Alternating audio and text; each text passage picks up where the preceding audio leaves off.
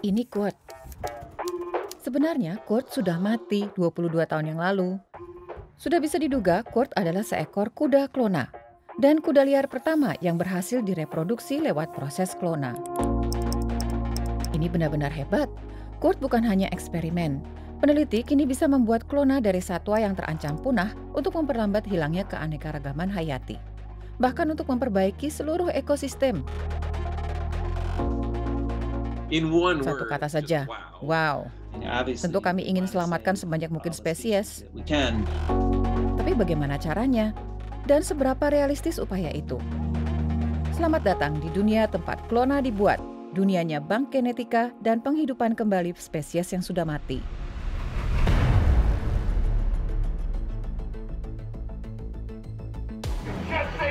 Pembuatan klona adalah topik kontroversial di seluruh dunia.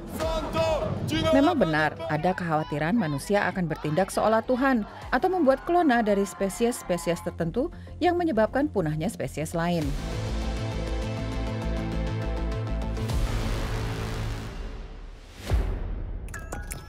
Tapi tujuan pembuatan Kurt kebalikannya. Hewan ini akan menjadikan populasi kuda Przewalki liar kembali beraneka ragam. Tapi bagaimana seekor klona, sebuah tiruan genetis seekor kuda lainnya, bisa mengembalikan keanekaragaman hayati? Begini ceritanya. Sekarang ini hidup sekitar 2.000 ekor kuda Przewalski, semua keturunan dari 12 kuda liar. Untuk membuat klona Kurt, peneliti menggunakan sebuah gen yang dibekukan beberapa tahun lalu. Jika dulu tidak dibekukan, gen itu sudah lenyap dari bumi. Sebagai induk yang bertugas mengandung klona, peneliti menggunakan seekor kuda domestik. Kurt bukan klona pertama dari spesies yang terancam punah.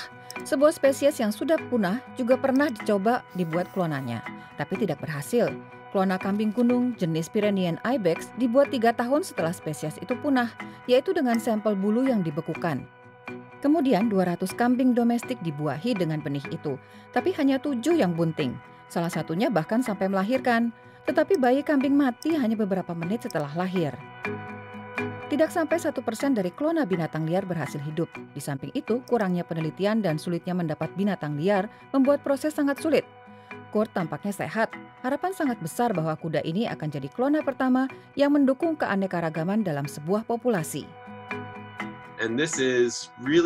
Itu benar-benar bagus karena menggambarkan perubahan paradigma dalam perlindungan alam. Kami tidak bereaksi terhadap krisis, melainkan mengambil inisiatif dan langkah pencegahan. Dan Novak adalah pimpinan tim peneliti yang membuat klona Kurt dan mendorong pembuatan klona sebagai perlindungan keanekaragaman hayati.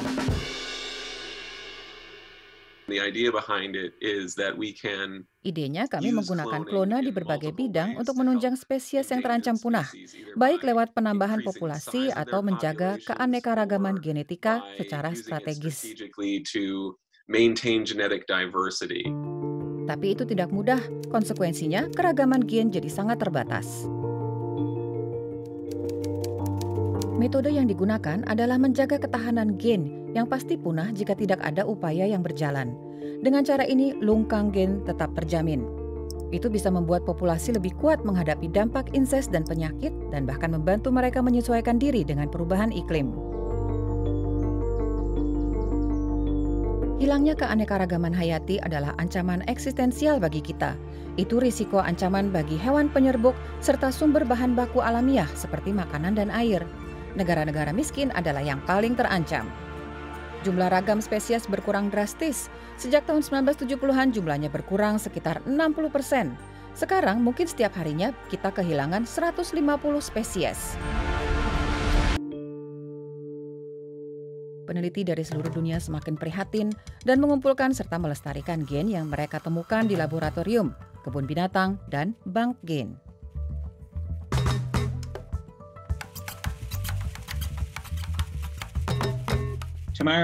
Besok sudah terlambat, sekarang pun saya yakin sudah terlambat bagi banyak spesies. Jadi melestarikan DNA adalah satu-satunya yang bisa kita lakukan sebelum organisme punah.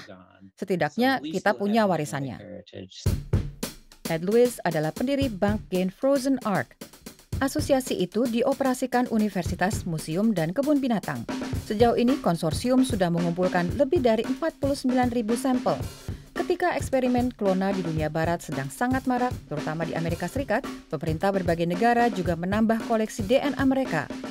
Mulai dari India hingga Cina dan kawasan Amazona, di mana peneliti mengumpulkan sampel hewan yang terancam punah, teknologi canggih digunakan untuk mengejar ketinggalan.